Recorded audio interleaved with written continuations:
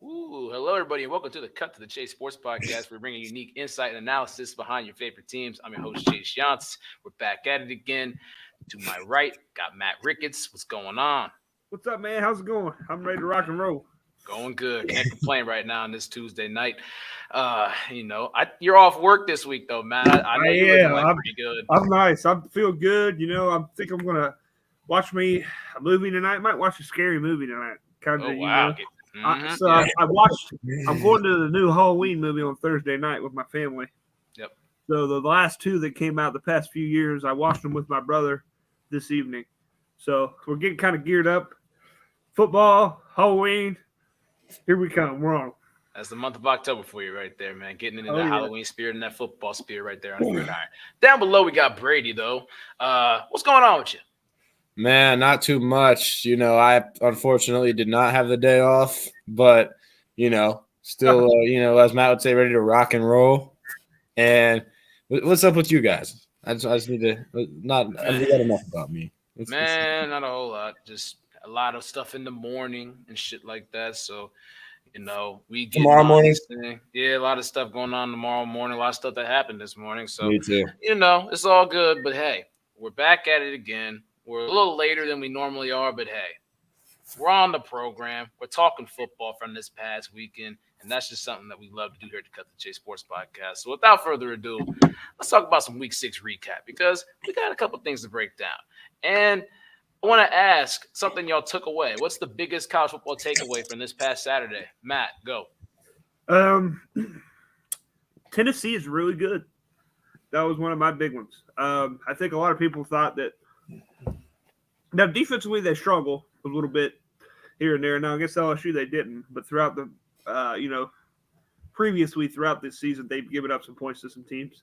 But I think that them going on the road, I know Death Valley it wasn't a night game, but still it's on the road at LSU, one of the toughest places to play in college football.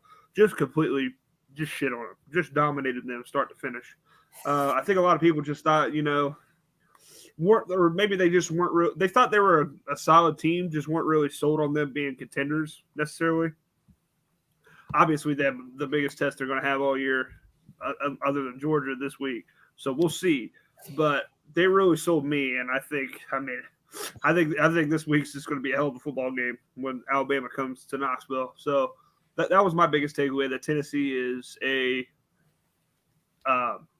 SEC contender. Put it that way. They're not just a good team that's going to get beat by Bama and Georgia no matter what. I think they can contend with those teams this year. Man, they made a huge statement there down in Baton Rouge. They, really took it to LSU and they put them right in their place.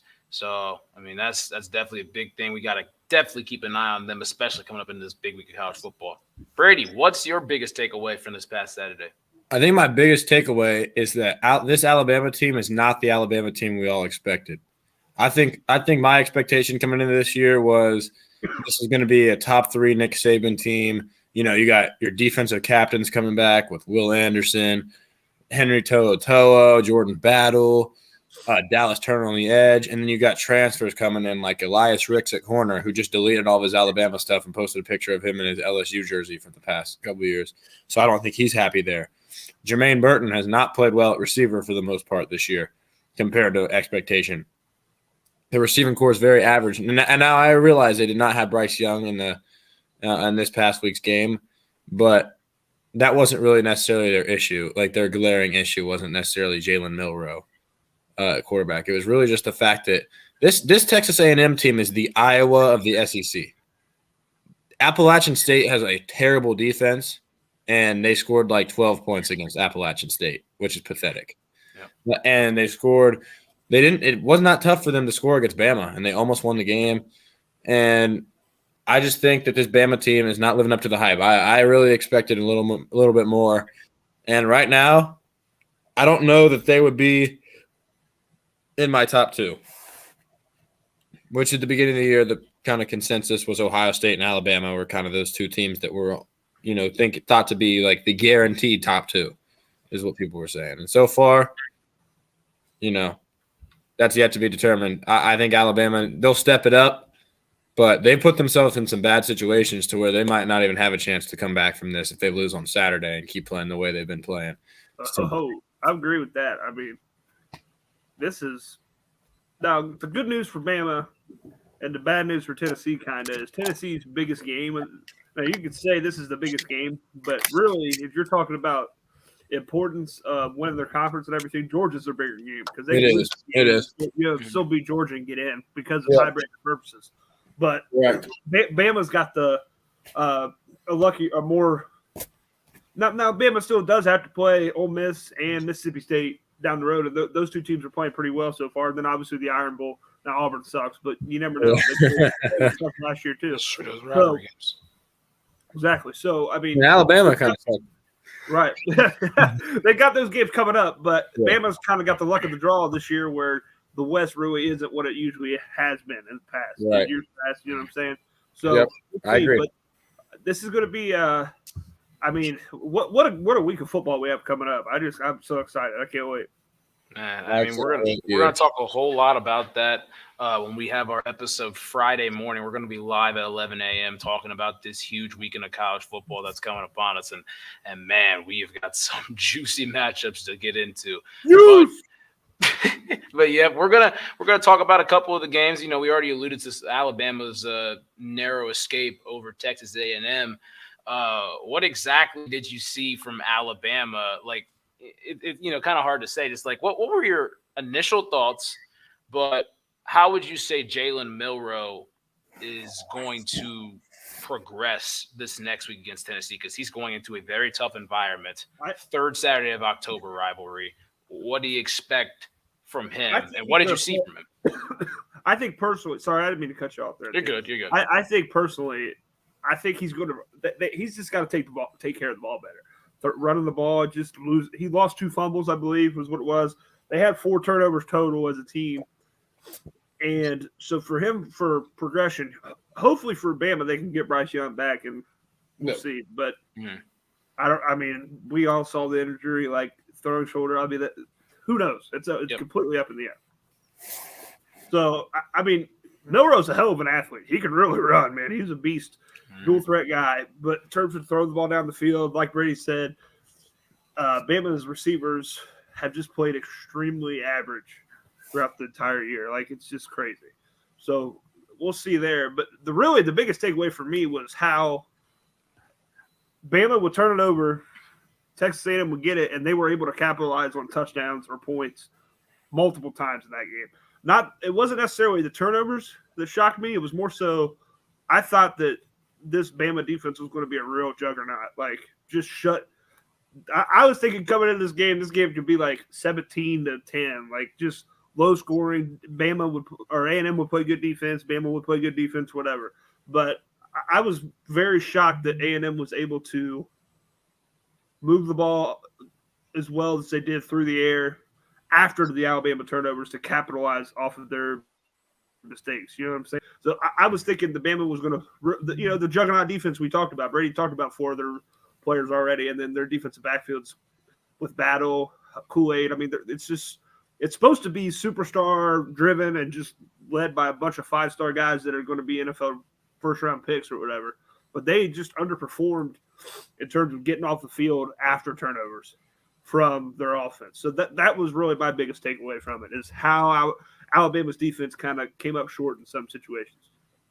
Gotcha. Yep. I mean, when obviously when you're down with a backup quarterback playing, I don't care whatever school it is, you're going to rely more on your defense because your star quarterback is not playing. If, you talk about big bad Alabama coming in and they're going to have to try to make a statement, with that defense, with that team that's just, they're going to put the clamps on you. They're going to put the jaws of death with it. I mean, giving up 20 points to a Texas A&M team that's shuffled through quarterbacks this year that had so high expectations and just lost some of these games that they shouldn't have lost, but also at the same time, were overhyped in the early season. So that's definitely something to be concerned about, especially with the opponent they have coming up in Tennessee, who I mean, they take advantage of so many things. Rolling into this next one, Ohio State beating Michigan State 49-20. I'll get both of your guys' takes on this. Let's kind of keep it condensed. But Brady, what was your your take over Ohio State beating Michigan State? Because 49-20, that score's a little more generous than what it looks like. I mean, we pretty much gave them an ass whooping. Yeah, I mean, right now there's no debate who's the best team in the country at the moment. It's definitely Ohio State, and they haven't struggled in any games. Obviously, Michigan State is not the same Michigan State team they've been in the past some years, but nonetheless, what we could have done to them was beat them by any number we really wanted to, kind of like last year. And really, they didn't score. They really didn't drive the ball down the field against our starters a single time. We just got like 3 15-yard penalties that one drive they scored on our offense, and the other one was a pick six, and then they scored once on our backups. So defensively, I was very promising, and then offensively, I mean, one pick six, but then CJ just responded by throwing 5 straight touchdown passes the next 5 drives, and the receivers were rolling. Marvin Harrison Jr., one of the best receivers in the country. He solidified that. The way he can just contort his body and make these catches one-on-one is insane. Leads the country in touchdown catches now with 9, and they're all against man coverage. And then he has no drops in the year as well. And then Emeka Egbuka, so reliable with the 145 yards, I believe it was, a touchdown. Very explosive receiver. Really promising to see him play like that. And then Trey played pretty solid on offense. The O-line looked good. And then C.J. Stroud has solidified himself as the runaway Heisman favorite as of right now. He's thrown 24 touchdown passes on the year. He's really slinging that rock. And it's been really good to see this offensive output. And I think it's definitely the best offense in the country, like we kind of expected it to be. I'm actually, from a personal standpoint, I'm actually glad that I finally got a bold prediction right when it came to him throwing more touchdowns than incompletions. I knew it would happen one time this season, but I mean, just the efficiency that CJ Stroud plays within this entire offense literally breathes life through him. It's pretty amazing. I ask you this, Matt. What did you think about the Ohio State defense on Saturday? Defense. Other than some of the corner issues we've had, they're just kind of underperforming a little bit. Not like terrible, but just like shaky. You know what I'm saying? Other than that, I thought it was dominant. I mean, they can't run the ball on us. It was like 17 yards or something. I can't remember exactly what the number was. And then I was really, really impressed with our defensive line. Mike Hall. No, not necessarily our defensive ends all the time, but Mike Hall, our interior guys. Teron Vincent had a tackle for loss. Mike Hall had 2.5 sacks on like 7 snaps. Could have been 3 if there was no Henderson Faisal and Zach Harrison on the play. So I was actually really, really, really impressed. And Brady was right. The score is not indicative of really how bad it was. Obviously we had a pick six, but the only time they scored on us, we had a couple penalties, and they missed the extra point. Technically, our defense really only gave up 6 points. So yeah, I was very pleased with the defense performance. That's for sure. I mean, it was all around effort and going up in our first road game. I wouldn't say a hostile environment, but I would say it's an environment that Ohio State, not over the last 10 years, but in the past is, it's a Big Ten matchup. It's a road Big Ten game. It's Michigan State. So you can't sell that short. But I mean, we literally, you look at the stadium when it was middle of the third quarter, and that place was cleared out. Like, we did so much damage on them, and it was great to see. But it was a lot more good things coming from Ohio State. They got the bye week this week. So what you got? Just one more thing. Sorry, I didn't mean to cut you off. The one thing I forgot to mention was Julian Fleming. Man, this guy continues to score touchdowns week in and week out. He's like 5th in the Big Ten in receiving touchdowns or something, and he's only played in 4 of the 6 games. So, I mean, he's coming on, and they're not just gimme touchdowns. Like, we're not just trying to make him happy. He scored on like a 51-yard post ball where he had to catch it and then kind of like, beat a safety that had an angle on him to the end zone. He kind of like stiffed it out and, stretched it and got it. And, he's running he's a big dude. Like, he's a big physical wide receiver. And he can run pretty fast for being that big and physical. So and he's a great blocker. So this guy, I mean, there's a legitimate shot that our 3 wide receivers we've been starting are our 3 starting wide receivers next year. Let that sink in. Like, these guys putting up these huge numbers are going to be all back most likely, unless Julian ends up, declaring for the draft, which that's yet to be seen. But man, I mean, this receiver core is nuts. Julian's looking really good. Marvin and Emeka have arguably been. I mean, both of them have the argument that they're the best receiver in the country. I mean, some people would say that for either of them. I personally would take Emeka over Marvin, but that's just me. It's close. And then, we're getting Jackson back. Just can't wait. Definitely. I mean, talk about that. It's not normal when, a high level program like Ohio State or the elites, you know what I'm saying? The elites of Ohio State and Alabama and all those return the exact same receiving core as last year. It's insane. And that's something that's not normal. And we have that opportunity going into next year. But obviously, there's a lot of business to be done this year, halfway through the season. Talking about halfway through the season, Tennessee is actually legit right now. We talked about this at the start. LSU, on the other hand, where it's at 25, they're not in there anymore. Man, oh man. Where does Hendon Hooker fall at in the Heisman race? Second. I would say second, and personally, he's also the second best quarterback in college football in my eyes. Not just deserving of the Heisman. I think I like the guy a lot, and I've said this for a couple of weeks now. Yes, I would agree with that. I believe the same thing. I think I really, like I said earlier, Tennessee. That was my biggest takeaway. I mean, they are for real. Like, I think they have the second best offense in the country overall too. I think that's probably a good. Yeah. I feel like their receivers are very good. Quarterback's very good. They even have their best receiver. I know. Yeah. I mean, they have Brew McCoy, who was a big-time recruit transfer from USC, who's kind of been underrated. He played really good this week. Yeah. Then obviously Cedric Tillman or whatever his name is, he was out this week. So yeah, he was out. They have a nice set of 3 receivers with Jalen Hyatt, Cedric Tillman, and Brew McCoy. Like, those are 3 good, very good starting receiver core for them. I mean, they're my second. They have an argument for having the second best receiving core as well, in my opinion. I also think USC and Texas also have good receiving cores, but Jalen Hyatt as well. He had 63 yards and 2 touchdowns on the Saturday. Those are actually both of him. They got a pretty solid running back too. Yeah. They do. Small runs really hard.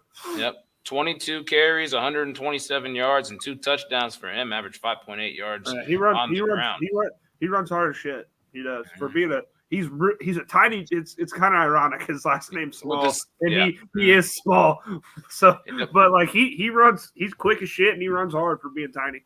5'11", 213. The junior from Memphis, Tennessee, Jabari Small. I mean, he is running big man status right there. But here we go.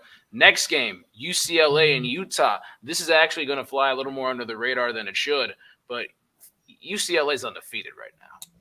And the Pac-12 is, if UCLA and USC keep winning, it might get a representative in the college football playoff. And we're not talking about this Los Angeles team right now.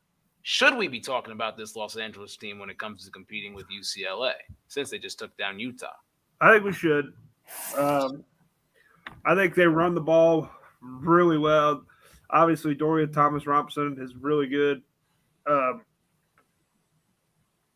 Chip Kelly, he just does it everywhere, man. Oregon, obviously, he just knows how to get an offense going and coach college football. He really does.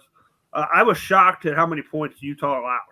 Utah's defense is supposed to be legit coming into the year. Other than obviously their DBs really sucked against Ohio State last year, but other than that, they were supposed to be legit. And 42 points on them, crazy.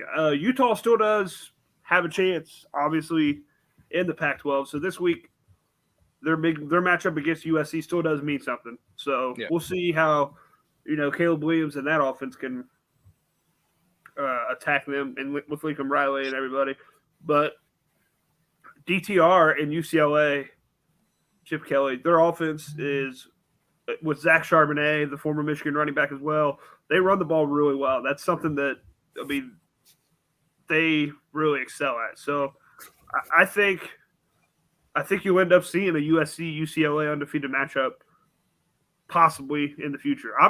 I would imagine UCLA runs the table until they play USC. USC, obviously, if they can get by Utah, probably the same thing. So we'll see. That division in the Pac-12, the Pac-12 South, they got 3 really good teams this year. So we'll see how it ends up. UCLA, they play off their bye week. They play Oregon, number 12 Oregon, in Eugene. They got a couple of games against Stanford, Arizona State, Arizona, and then the big matchup on November the 19th, which is going to be played at the Rose Bowl. So USC will be on the road. But, I mean, big game coming up. And USC's also got a big game against Utah this Saturday. So definitely cannot overlook that. Can't sleep on that for sure. And then the last college game that we'll talk about, on the slate, TCU beats Kansas 38-31. TCU's undefeated. I think you guys both picked TCU to win this game, and I picked Kansas. But, man, I don't even know if I want to pick Kansas to do anything else the rest of the season. Their quarterback just got hurt. Is it over?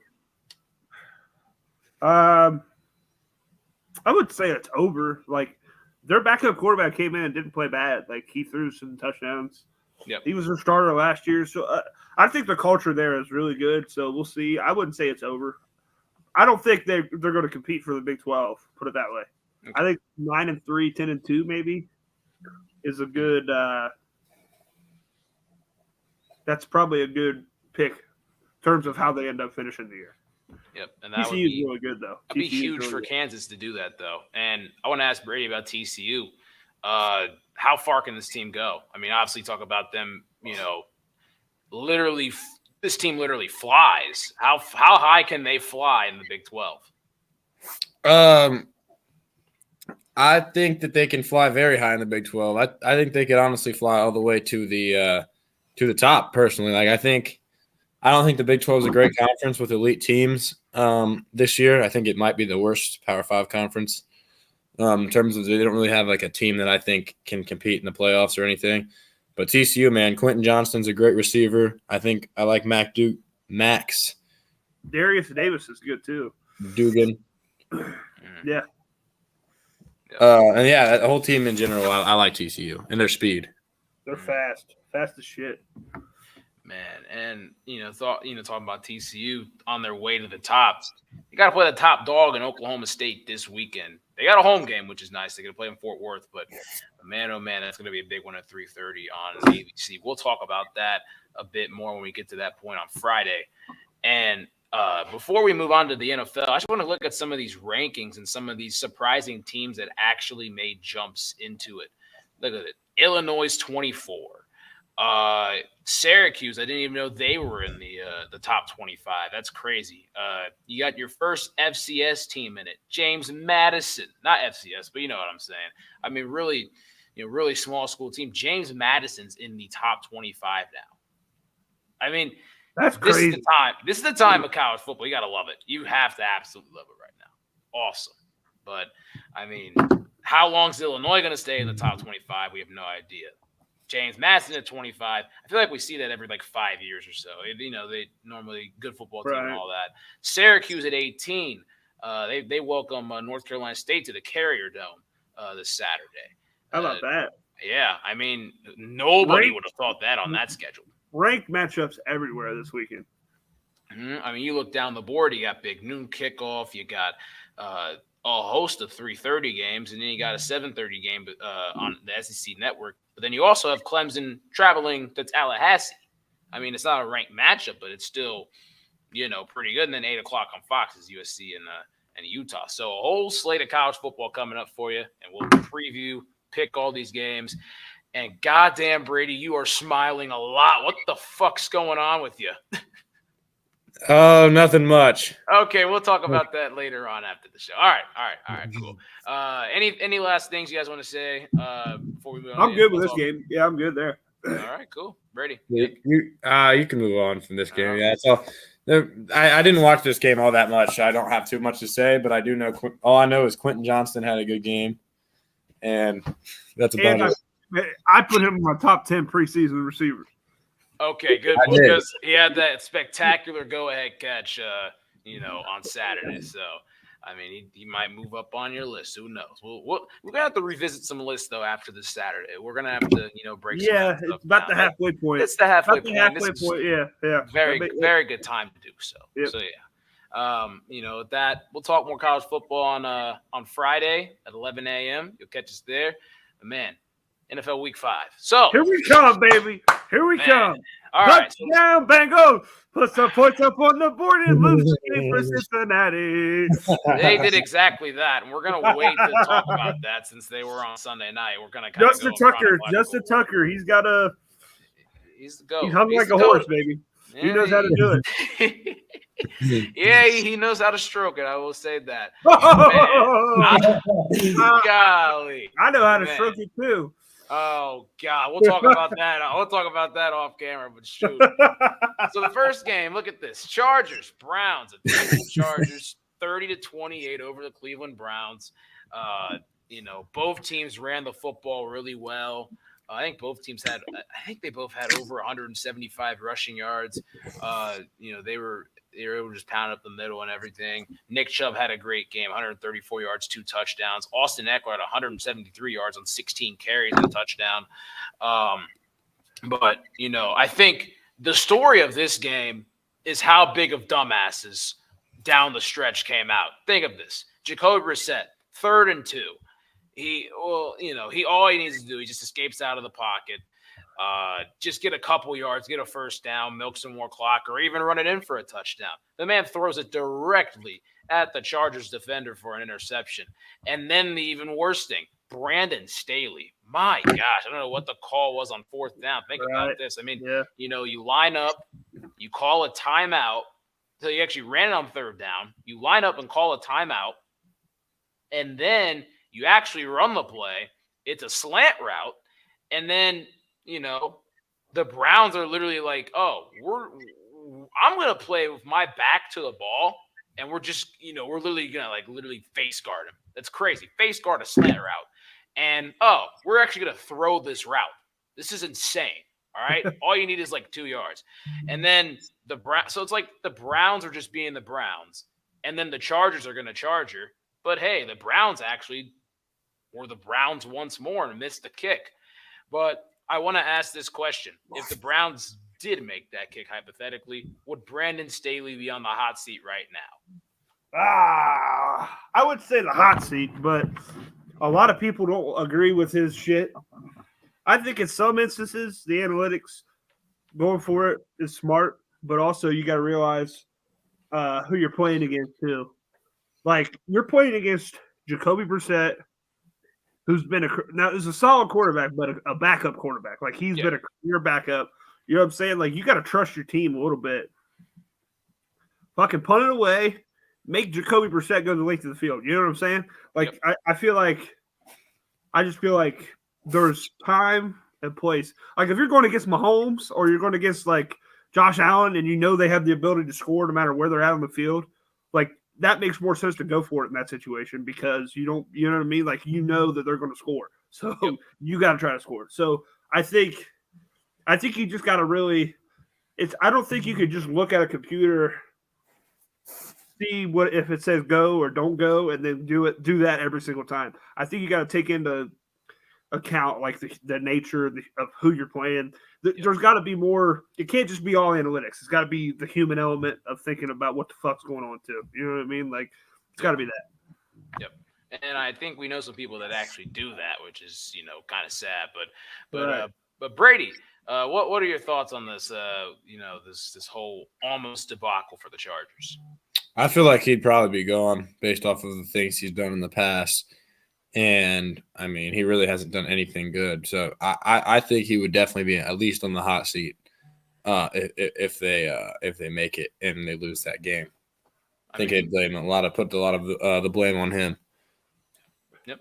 I mean, you look at you look at Keenan Allen on Twitter, he didn't play on Sunday back home in Los Angeles, but I mean, he was tweeting like, "Hey, what the fuck are we doing? Like, what's going on and all that?" I mean, that's probably what all the players were thinking, but man, I mean, that was a sigh of relief for them. They got away with the missed kick and all. Brandon Staley actually got bailed out. From some coaches that didn't get bailed out, he was actually the one that, got an extra life and was like, "Hey, I kind of got away with this. I look like a dumbass, but at the same time, we won the game." So, kind of got out of there.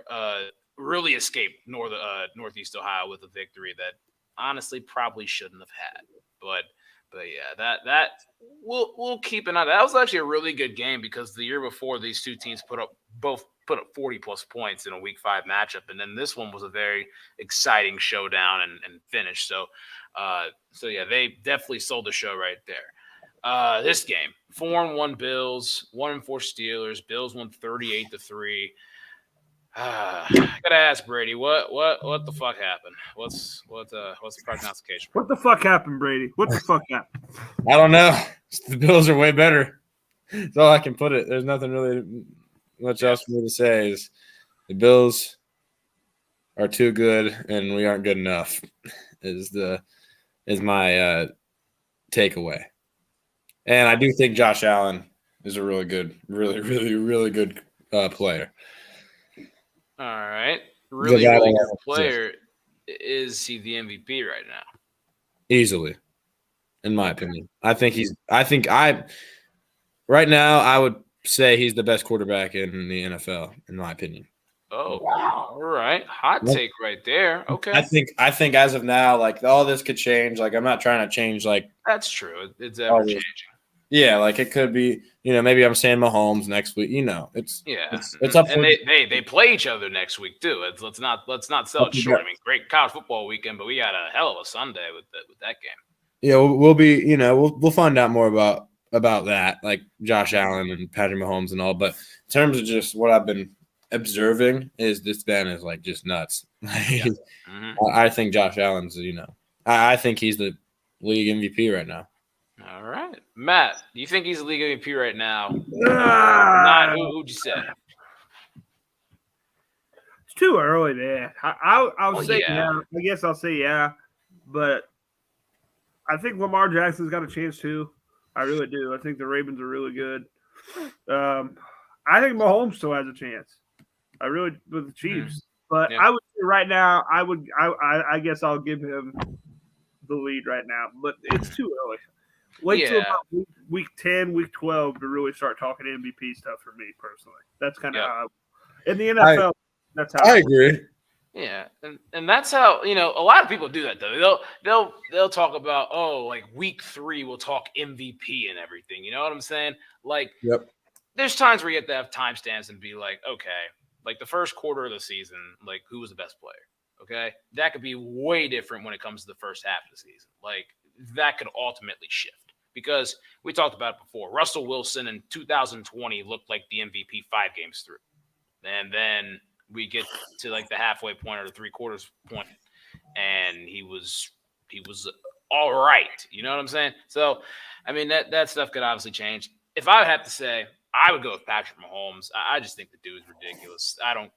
The amount of weapons he has, but the amount that he's doing, he's just such a unique quarterback. He's really developed, grown, everything about him, all the aspects. Like you have to have such a different game plan.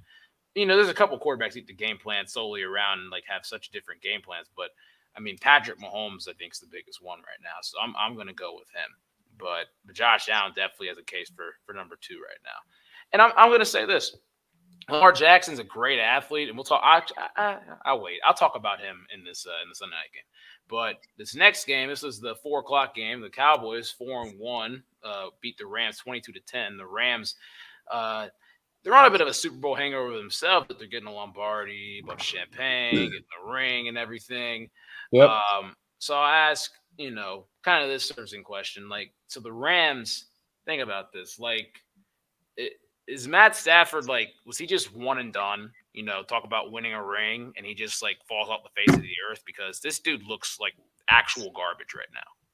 Yeah, he's getting washed I think he's hurt. Yeah, he has the elbow problem. Yeah. That's the thing. He's trying to play through the elbow issue. Exactly. I think he's hurt.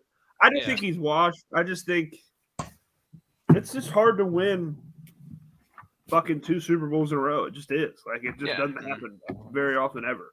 So, like, it's just the NFL, the coaches are so good. Yep. The defenses, like, the talent is so good and the coaches are so good. Like, they're going to catch on most of the time the next year to at least make you struggle a little bit. Like, they're going to catch on to what you do somewhat. So, I think it's partly that. It's just really hard in the NFL to win and to consistently get to Super Bowls. It's really hard to do that. And then secondly, I think he's hurt. So I don't think he's washed. I think the Rams are just going to have a bad year, personally. Yeah, I mean, I was thinking about this myself. Like, when I went through my picks, in the offseason, I had the Rams going, a good 12-5, and then I was doing them with one of my friends, and they had the Rams at 7-10. I was like what the hell are you smoking over there? But now you look at it, I'm like, I'm not going to say it's time to panic for the Rams, but they have a lot of issues when it comes to their offensive line. I haven't heard a whole lot of Aaron Donald this year. Obviously, Matt Stafford with the elbow problem. He's only throwing to Cooper Kupp. Sorry. But, I mean, but yeah, like, there's some issues there in LA. But actually, I want to ask this question about the team that won on Sunday, the 4-1 Cowboys. I think we talked about this for a second.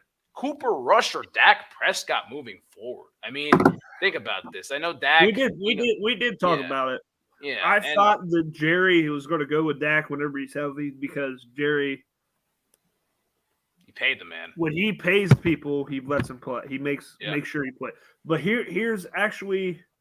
So here's the deal. Okay, on Undisputed, Skip and Shannon. Okay. Yep.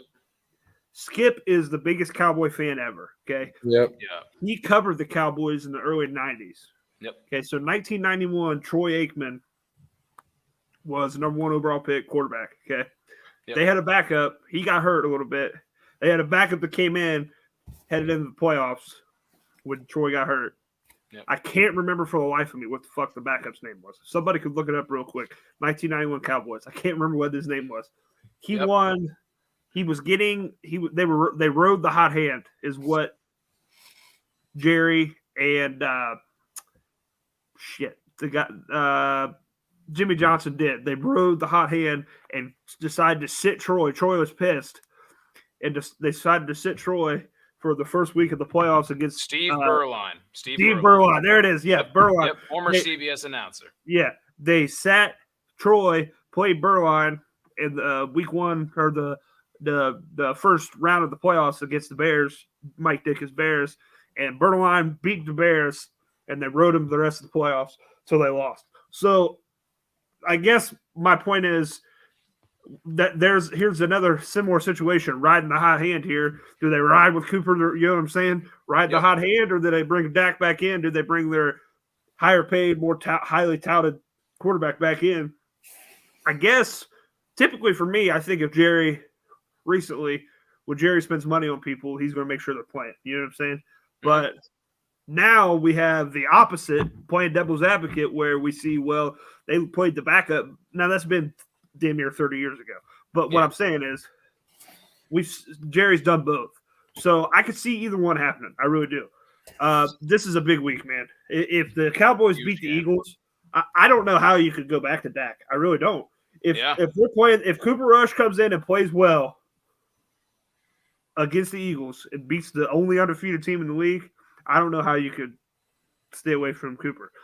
Now, he only completed like 10 passes this past week. They ran the ball really well. Their defense the Cowboys might have the best defense in the league other than the Bills. I mean, it's outstanding.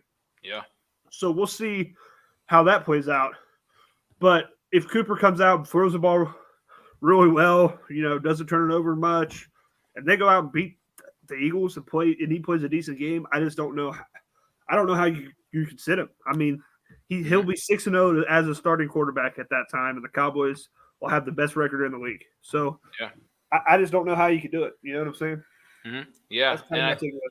you think about it, like the Cowboys are playing the winning formula of football right now. You think about it, you're running the ball really well.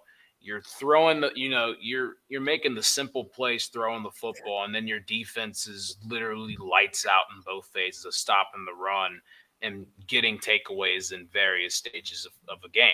So the Cowboys are playing winning football, and if you have that hot hand, you should ride it until it's no longer hot, and then go back to your guy when he's fully healthy. So I agree. I think I'd ride Cooper Rush until I cannot speak right now. Ride Cooper Rush until his hot hand turns cold. Brady, what do you think? I would go with Cooper Rush as well with what he's doing right now. I mean, this is the most winning I feel like the Cowboys have done, even since when Dak has been at his peak. Like, obviously, Dak is very, has had good years, and he's been a very consistent QB overall for the Cowboys. But I don't think you can bench Cooper Rush at this moment in time with what he's done. You just can't really justify it, in my opinion. That's true. Based off what's been going on with Rush, and I'd keep him as the starter until he looks bad. Mm-hmm. Yep, and I mean the Cowboys schedule down the stretch it looks favorable over the next couple of games after the Eagles. After this game, this is a really tough game. It's a huge game, Sunday Night Football. I mean the bright lights are coming on. It's Matt does the freaking theme song hum all the time, so it's a big game that happens. But yeah, you look at it like Dak's had success in his career, and then honestly, in 2016, his first year when he was put in there for Tony Romo when Tony Romo got hurt in the preseason. Right. Yeah. And they did the same formula. Dak was performing a little better than I'd say what Cooper Rush is, but Cooper Rush is not turning the ball over. So you've seen this happen before with the Dallas Cowboys. Let's not get it twisted, all right? Multiple times. Yeah, and last year the Cowboys, you saw them as this passing attack. You have all the horses on the outside. You got Amari Cooper, CeeDee Lamb, Michael Gallup. Zeke was fine when he needed to be fine. Tony Pollard was the burst of energy. Dak Prescott was throwing the ball really well, and the defense was getting takeaways and getting them the football. And they were just clicking. This is a different Cowboys team because of the fact of Amari Cooper. He's no longer there. Cedric Wilson, their fourth receiver. That's a big loss for them. But it's a bigger game when it comes to them being able to run the football in between the tackles, especially Tony Pollard's done a really good job of that.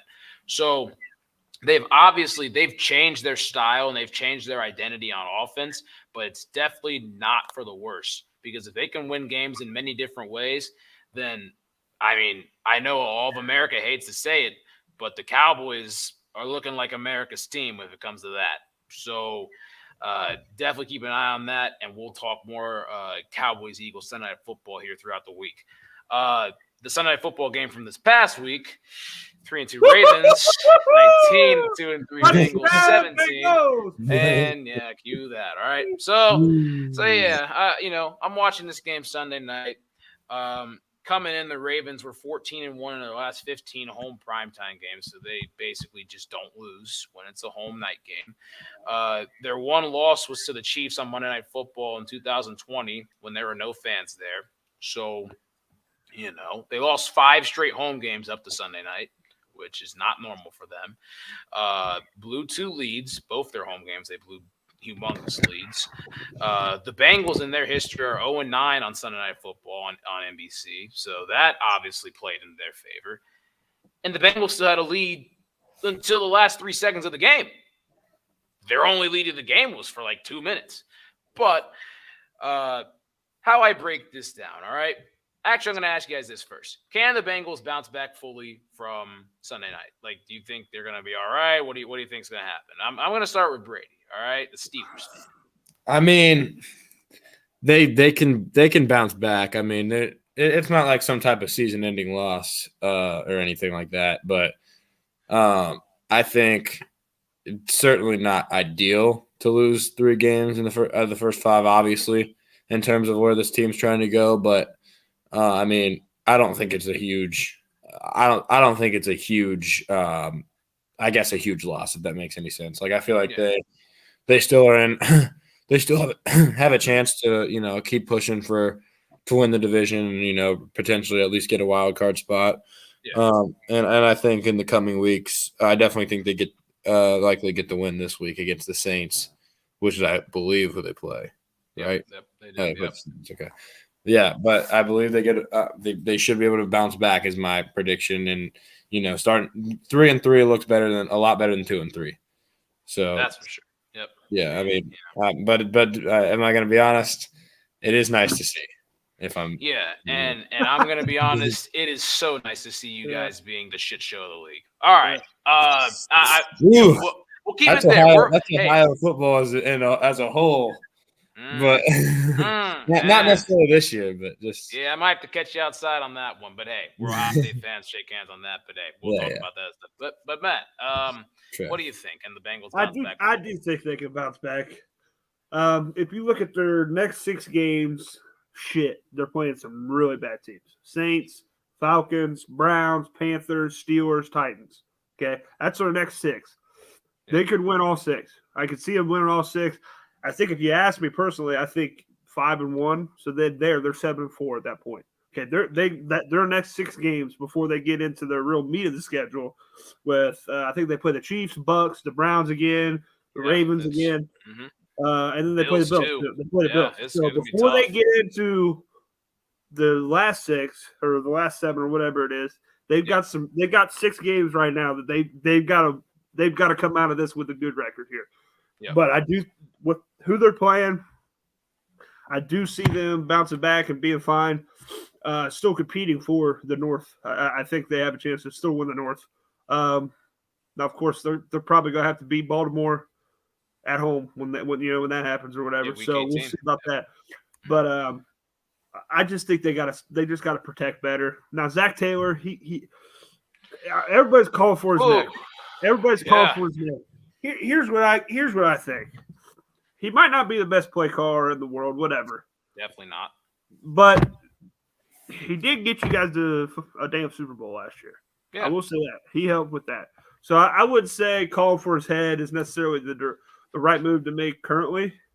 But play calling, I would say, does need to improve a little bit. And they got to protect the quarterback better. That's just the bottom line.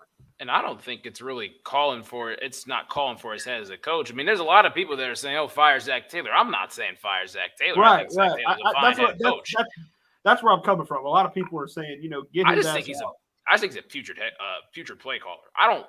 His play calling just you watch it over a course of 4 years. You see, you watch them in the lowest of times. You watch them in the best of times. All right, and there's some things that have improved because I think his players have outplayed him in times. There's been some calls that he's made that are, that are fine. It's just, I'm just not confident in his play calling abilities right now. And you look at that game Sunday night, Cincinnati's defense has been spectacular this season. The first 5 games, they've been fantastic. The Ravens averaged nearly 30 points a game. We held them to 19. Lamar Jackson looked really good on that last drive. He was able to, quick 2-minute drill, all that stuff. But I'm going to be real. I wasn't super impressed with Lamar Sunday night. I'm not saying it because we're in the same division and he's our rival and stuff, but I just wasn't too impressed with him. Burrow didn't play spectacular. He didn't play a great game. He played all right. Played an average game, I'd say. He had a really bad interception. He had a good touchdown pass. It was a decent game, I'd say. He played good enough to win. I will say this. He only got sacked twice on Sunday night. It was earlier in the game. They got to protect him better overall. They finally got the running game going, which was nice. But, man, the play calling inside the 5, the Philly special, wow. I mean, they executed that horribly. I mean, it was insane.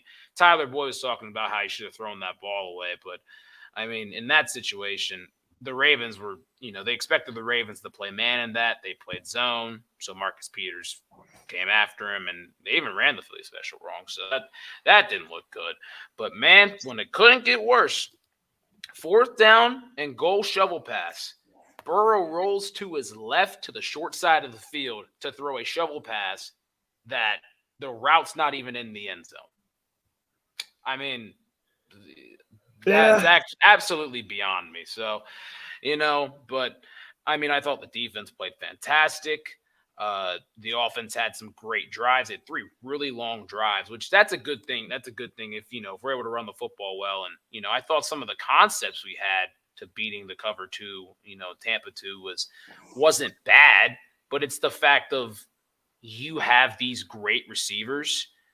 Why aren't you trying to be more creative when it comes to, lining up Jamar and T. Higgins on the same side and making the double one of them? Or, are we going to literally double both of them on the same side and have Tyler Boyd and Hayden Hurst on a one-on-one? Just, toying with the defenses and stuff like that. Because you see these great receivers, and this is not on Jamar Chase, but you see these great receivers in the NFL getting double covered, and they're still putting up huge games because their coaches, their play callers are putting their players in great situations, moving them around to really find the one-on-ones and to find the areas of the zones and route concepts that'll really beat what's going on. So that comes down to the play call. It comes down to the coaching when it comes to that. And you have all these weapons, all these talent. You took the Super Bowl last year. You got to do something with it. I will say, I have to be on a positive note because 5 of the 9 teams that started 2-3 last year made the playoffs. 2 of those teams made the conference championships, the Chiefs and the Niners. The Chiefs went through this exact same problem last year. I don't know what the outcome is going to be for the Cincinnati Bengals. If they get things turned around, I'd say it could be pretty similar to what the Chiefs' outcome is. But you look at it right now, 2-3 start. They can't figure out how to beat cover 2. They had obviously the slow start and everything. People were coming after Andy Reid, but last year for the Chiefs, but then they got it, they picked it up, and they got going. This is the time before November starts. If Cincinnati can be at that 5-4 mark, 6-3 mark, I mean, they were at 5-4 last year going into that tough stretch they had at the end of the season, and look where they went. I'm telling you, if they've got 6 games coming up, they need to shoot for 5-1 in these 6 games. 7-4 overall. If they could get to 7-4, and then get to that back half of the schedule, I think they got a real shot. To get to 10. I think their magic number needs to get to 10 wins. 10 wins get you in the playoffs. Put it that way. That's what it was last year. It was last year. And I honestly, I know the AFC is getting better. And, obviously you have teams like the Jets, there's 3-2, other stuff like that. Some of those teams are going to fall off. But I agree. I think 10 wins is the magic number. And that's what, I think that's what it'll ultimately be. So, we'll see how that goes. To obviously take week by week. But then we'll go to this Monday Night Football game to round things out. Man, this was a good game. This is a really good game to watch. 30-29.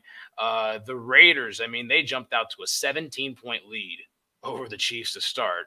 It looked really impressive. Devontae Adams looked impressive. I mean, he had what about post game? He had 160 yards and maybe a lawsuit. So, I mean, no, he's getting a lawsuit. He's 100% getting a lawsuit. I mean, we already saw. I'm pretty sure he filed assault charges. The guy. Oh yeah, pushed. I mean, he literally just chucked the dude. So I mean, I don't know. I mean, he's probably pissed that Hunter Renfrow ran the wrong route and just absolutely destroyed the both of them to win the game. So, I mean, I'd be pissed about that too. But taking out on the cameraman, wow, that's unfortunate. Travis Kelce had 4 touchdowns. That's kind of crazy. Like, I was literally dozing off throughout this game, but not because of being boring. It was a great game because of some morning conditioning I had to do. But I have 2 questions, or actually one statement. Roughing the passer last night.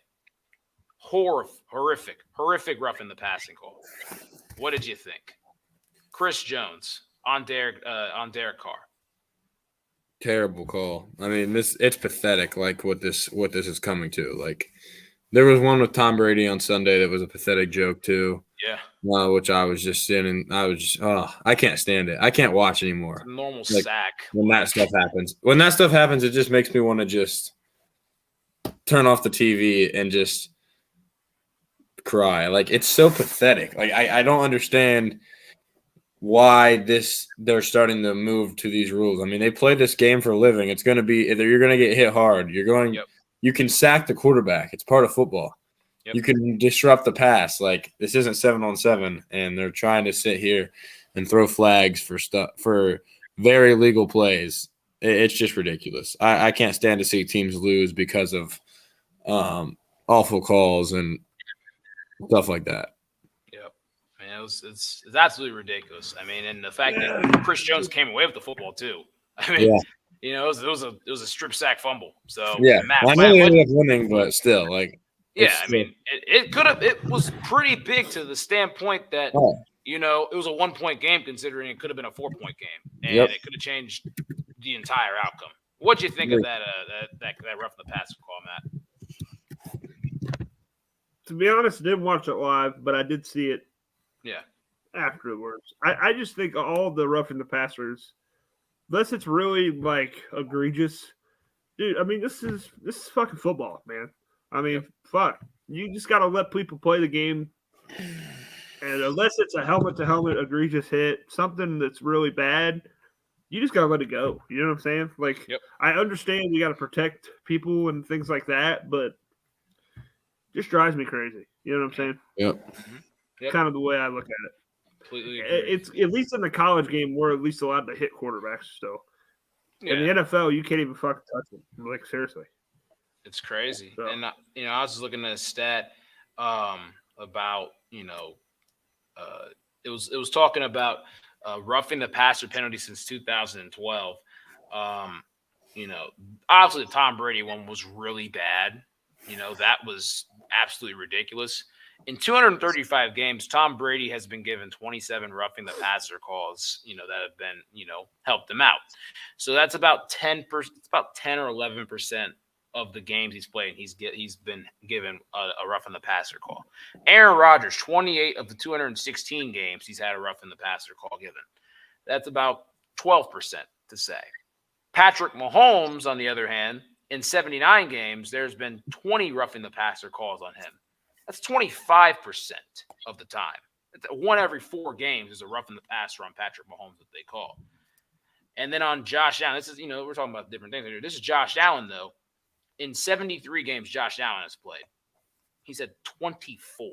It's 1 every 3 games. It's a high rate. I mean, part of it is, you know, stupid hits, but the other part of it is, you know, it's just football. So, you know, they got to get that thing right. And the last question before we kind of wrap things up, bigger impact for their team. Obviously, Travis Kelce had 4 touchdowns. You taking prime Kelce or prime Gronk? Because, I mean, this is a dumb question from my standpoint. But, you know, some of the guys in my my group chat, Bengals group chat, were talking about this. Prime Kelce or prime Gronk with this one? I'm going to take prime Gronk, I think. Yeah. Yeah, I'd take Gronk. I'd roll Gronk, too. I think Gronk's the best tight end that's ever lived. So I'll take prime Gronk. Yeah, the dominance that he had through his time when he was healthy. I mean, it's an absolute cheat code to have him on the field. Travis Kelce, I mean, I'd say he's the best tight end in football right now. He's a cheat code too. I mean, they're both fucking great. Yeah. Mm-hmm. But like, I mean, Rob Gronkowski, that I mean, it was insane what he did with the Patriots. I mean, there were times the Patriots won a Super Bowl without him, like once or twice. But when he's on the field, that. There's, you know, obviously Tom Brady's on a different level from everybody, but when Gronk's on the field with Tom Brady, especially in his New England times, there was a different level of Tom that nobody wanted to see in January or February. Nobody wanted to see it. And the impact that Gronk had for the Patriots was next to none. So, man, I mean, there's some good football being played this past week in both collegiate and professional levels. And, hey, that's what we cover on the Cut the Chase Sports Podcast. You guys got any final thoughts or anything you need to say before we get out of here? I think I'm good. It's a good episode. I thought we covered I'm good, man. Yeah, I think we covered a lot. Good episode. Yep. All right, cool. I mean, you guys, you know, this next week we're gonna be trying to figure out some new times and everything. So just stay with us with that. I got basketball starting up and everything, and you know, Brady's coming down to the end of his football season, moving to basketball season. Matt's got the UPS job. So yeah, we're just going to try to figure out with the new times and everything. So we'll keep you guys updated with that. For this week, though, I'll be doing NFL talk with our good friend and part of the show, Ben Connors. We'll be doing that. I think we'll be doing some on Thursday. Like Thursday afternoon is when we'll be doing that. And then obviously Friday, the group of us, we're going to be back live Friday morning, 11 a.m. We're going to be talking this huge weekend of college football that's coming up. You guys do not want to miss that either. So that being said, I'm Chase Shantz. That's Matt Ricketts, Brady King. We was in a cut, and now we out.